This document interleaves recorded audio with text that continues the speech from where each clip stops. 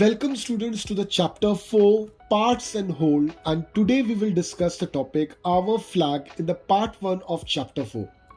हमारा जो national flag है वो दुनिया के सबसे सुंदर फ्लैग्स में से एक है और इसको हम ट्राई कलर या तिरंगा बोलते हैं क्योंकि इसमें 3 प्रोमिनेंट कलर्स हैं, सैफरन, व्हाइट एंड ग्रीन।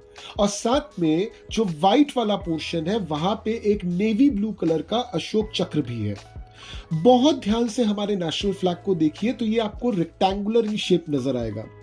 अब बहुत ही ध्यान से आप देखोगे तो आपको हमारे फ्लैग में सैफरन, व्हाइट और ग्रीन, ये जो 3 रंग की पट्टियां हैं, ये ऑलमोस्ट सेम एरिया लेती हुई नजर आएंगी और ये हॉरिजॉन्टली एरियाज को लेती है। तो अगर आपसे कोई पूछता है कि सैफरन ने आपके फ्लैग के कितने पोर्शन को लिया है तो आप क्या बोलोगे? बहुत ध्यान से देखिए, इस पूरे रेक्टेंगल को हमने 3 कलर में 3 पार्ट में डिवाइड किया है, यानी कि टोटल नंबर ऑफ पार्ट्स क्या है? 3 है। उसमें से मैंने अगर आपको पूछा सैफरन या व्हाइट या ग्रीन कितने पोर्शन में है तो हम कितने पोर्शंस की बात कर रहे हैं? किसी एक वक्त सिर्फ एक ही पोर्शन की बात कर रहे हैं, मान लीजिए सैफरन। तो सैफरन हमारे पूरे फ्लैग का कितना पोर्शन है? 1 बाई, टोटल पोर्शंस कितने हैं? 3, तो 1/3। ठीक उसी तरह से व्हाइट भी 1/3 होगा, ग्रीन भी 1/3 होगा। अब इन तीनों 1/3 को आप जोड़िए तो आप देखिएगा पूरा का पूरा फ्लैग बन जाता है, यानी कि 1 या होल बन जाता है ना। अब बात करते हैं अशोक चक्र की। अशोक चक्र जो है वो व्हाइट कलर का जो पोर्शन है वहां पे बना हुआ है। और ये कहां पे बना हुआ है? बहुत ध्यान से देखिए, ये व्हाइट कलर का जो पोर्शन है उसके बीचों बीच बना हुआ है। बीचों बीच मतलब अशोक चक्र ने इस व्हाइट रंग की पट्टी को 2 पार्ट में डिवाइड किया है। तो अशोक चक्र एक चीज है, उसने पट्टी को 2 भाग में डिवाइड किया है, यानी कि हर एक भाग कितना होगा? 1/2। अब मैं आपको एक इंटरेस्टिंग बात बताता हूं कि हमने बोल तो दिया कि सैफरन, ग्रीन और व्हाइट ये तीनों इक्वल 1/3 पोर्शन में है, मगर एक्चुअली में ये होता नहीं है। अब होता क्या है कि व्हाइट वाले पोर्शन में हमने रखा है अशोक चक्र को, तो अशोक चक्र को रखने की वजह से होता क्या है कि व्हाइट वाला पोर्शन जो है वो थोड़ा सा 1/3 से थोड़ा सा कम हो जाता है। अब चलिए देखते हैं इंडिया के कुछ नेबरिंग कंट्रीज के फ्लैग्स को। पहले देखते हैं अफगानिस्तान। यहां पे देखिए आपको 3 कलर दिख रहे हैं और तीनों कलर्स ने इक्वल अमाउंट ऑफ एरिया लिया है। तो पूरा जो एरिया है उसको मैंने 3 पार्ट में डिवाइड किया है और किसी एक कलर की अगर बात करें तो वो कितना एरिया कवर कर रहा है? 1/3। ठीक उसी तरह से अब देख लीजिए म्यांमार के फ्लैग को। म्यांमार जिसको पहले हम बर्मा कहा करते थे, तो मैंने म्यांमार के फ्लैग में कुछ लाइंस ड्रॉ की है और लाइंस ड्रॉ करके इस फ्लैग को एकदम 4 हिस्सों में मैंने डिवाइड कर दिया है। अब हर एक हिस्से की अगर बात करूं तो हर एक हिस्से में कितना एरिया आएगा? ऑब्वियसली मैं एक हिस्से की बात कर रहा हूं तो 1/4 एरिया आएगा। अब बहुत ध्यान से जो ब्लू वाला पोर्शन है उसको देखिए। ये ब्लू वाला पोर्शन जो है, जो 1/4 का जो रेड बॉक्स है उससे थोड़ा सा छोटा है। जबकि अगर मैं आपसे पूछूं कि रेड जो कलर है वो कितने बॉक्सेस में फैला हुआ है तो आप आसानी से देख के बता सकते हो कि ये 3/4 से ज्यादा फैला हुआ है। अब चले आते हैं पेज नंबर 51 पर, जहां पे हमने एक स्कूल मैथ्स क्लब का फ्लैग बनाया है। यहां पे देखिए 5 पट्टियां हैं जिसमें से 2 रेड हैं। तो अगर मैं आपको ये पूछूं कि क्या सभी पट्टियों का एरिया जो है वो सेम है, तो ऑब्वियसली ये सेम है। कितना है हर एक पट्टी का एरिया? तो हमने कितने पार्ट्स में डिवाइड किया है? 5 पार्ट्स में। तो एक पार्ट का एरिया कितना होगा? 1/5।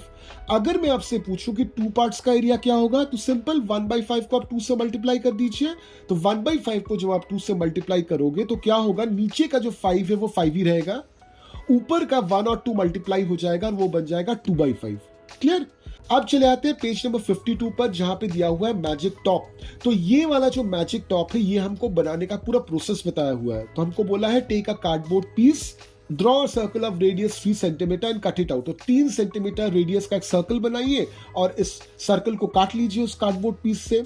अब क्या बोला है देखिए, divide the circle in 8 equal parts. तो 8 इक्वल पार्ट्स में आपको डिवाइड करने के लिए बोला है। तो हर एक पार्ट का एरिया कितना होगा?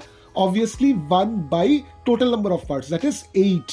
अब चले आते हैं कलर पर। रेड आपको बोला है 2/8। 2/8 का मतलब क्या? आपका जो टोटल सर्कल था उसको आपने 8 पार्ट में डिवाइड किया, 8 पार्ट्स में। 2/8 का मतलब होता है उन 8 पार्ट्स से किन्हीं 2 पार्ट तो एक पार्ट का होगा 1/8, दूसरे पार्ट का होगा 1/8, तो दोनों को आप जोड़ोगे क्या आएगा 2/8। तो दो पार्ट्स को आप रेड में कलर कीजिए। ऑरेंज कितने पार्ट में करना है, चूंकि 1/8 दिया हुआ है तो 1 पार्ट में करना है। येलो कितने में करना है, चूंकि 1/8 दिया हुआ है तो 1 पार्ट में करना है। अब आपको एक मैचस्टिक लेनी है, सर्कल के बीचों बीच लगा देनी है और आपका टॉप बिल्कुल तैयार हो गया। तो अब चले आते हैं पेज नंबर 52 के प्रैक्टिस टाइम पर। पहला क्वेश्चन इसी पेज में दिया हुआ है, chocolate bar. Manju had a chocolate. She gave 1/4 of it to Raji, 1/3 of it to Sujata, and 1/6 of it to Sheila.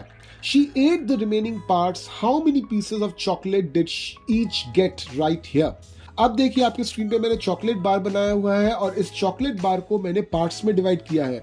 गिन लीजिए कितने पार्ट्स हैं। तो ऊपर वाले रो में 6 पार्ट्स हैं, इस तरह के 2 रोज हैं, तो 6 into 2 दे आर 12 पार्ट्स, है कि नहीं। अब देखिए मंजू ने क्या किया, 1/4 दिया राजी को।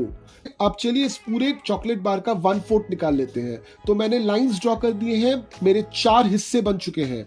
अब 4 हिस्सों में से एक हिस्सा दैट इज 1/4, तो 1/4 अगर निकालोगे तो आपका कितना निकलेगा 3, यानी राजी को कितने चॉकलेट्स मिले, 3 चॉकलेट्स। अब बारी आती है सुजाता की। सुजाता को मिलने वाले हैं 1/3। तो अब वापस से स्क्रीन पे देखिए, मैंने इस पूरे चॉकलेट बार को 3 पार्ट में डिवाइड करके रखा हुआ है। तो 3 पार्ट में मैंने जैसे डिवाइड किया तो हर एक हिस्से में कितना आया, ऑब्वियसली 4। तो सुजाता गॉट 4 चॉकलेट्स। अब शीला को कितने मिले, 1/6, यानी इस पूरे चॉकलेट को मुझे 6 भाग में डिवाइड करना है। चलिए कर देते हैं। तो 6 भाग में से एक भाग कितना है, इट इज ऑब्वियसली 2, तो शीला को मिले 2 चॉकलेट्स। तो अभी राजी को मिले हैं 3 चॉकलेट्स, सुजाता को मिले हैं 4 चॉकलेट्स, शीला को मिले हैं 2 चॉकलेट्स। तो कितने बाकी रह गए, 3। तो मंजू को कितने चॉकलेट्स मिलेंगे, 3 चॉकलेट्स। चलिए आइए पेज 53 पे, colour the hats. Color 1/3 of the hats red, color 3/5 of the hats blue। तो यहां पे सबसे पहले गिन लिया जाए कितने हैट्स हैं। तो बहुत ध्यान से गिनिए, टोटल 15 हैट्स हैं। अब इन 15 हैट्स से आपको 1/3 हैट जो है वो रेड में कलर करना है। तो 15 हैट्स का 1/3 निकालिए। कैसे निकालेंगे, 15 into 1/3। तो ऊपर नीचे 3 और 15 कटेगा, कितना बचेगा 5, यानी कि 5 हैट इनमें से रेड कलर कर दीजिए। कर दिया आपने। अब देखिए अगला क्या है, 3/5 of the hats are blue. तो 3/5 कैसे निकालोगे, 3 into 5 into 15। तो 5 और 15 कटा, ऊपर रहा 3, ऑलरेडी 3 बाकी था, तो 3 into 3 9, यानी टोटल कितना हो गया 9, यानी कि 9 जो हैट्स हैं that will be blue in colour. तो 9 हैट्स ब्लू इन कलर हैं और साथ में 5 हैट्स जो है वो रेड इन कलर है। तो 9 + 5 कितना हो जाता है 14। कितने हैट्स थे आपके पास, 15। सो 15 से 14 माइनस कीजिए, आपके पास ऐसे कितने हैट्स रह गए जिन पे कोई कलर नहीं है, सो इट इज 1। चलिए आते हैं क्वेश्चन सी पर, equal parts of a triangle. The white triangle is divided into 3 equal parts. Fill each 1/3 part with different color. Can you show that these parts are equal? Think now.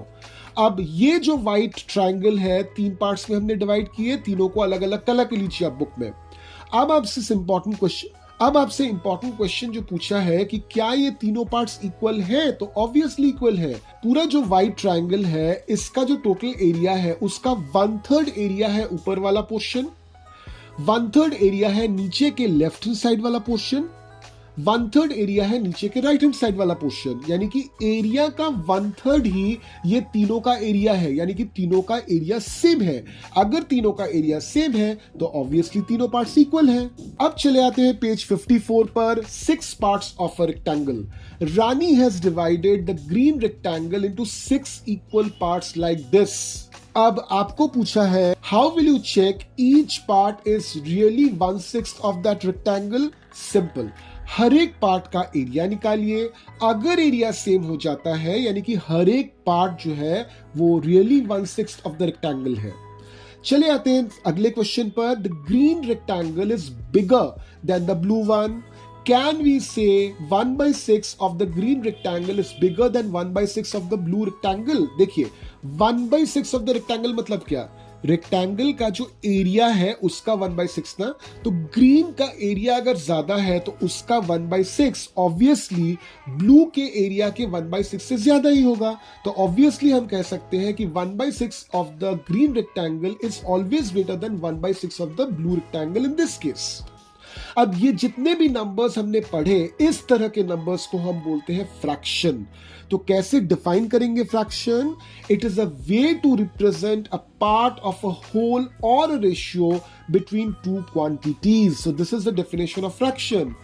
Fraction generally a by B इस format में लिखा जाता है, जहां पे ऊपर वाला जो पोर्शन है a, उसको हम लोग बोलते हैं न्यूमरेटर, और नीचे वाला जो पोर्शन है b, इसको हम लोग बोलते हैं डिनोमिनेटर। तो हमने अभी देखा द कॉन्सेप्ट ऑफ फ्रैक्शन।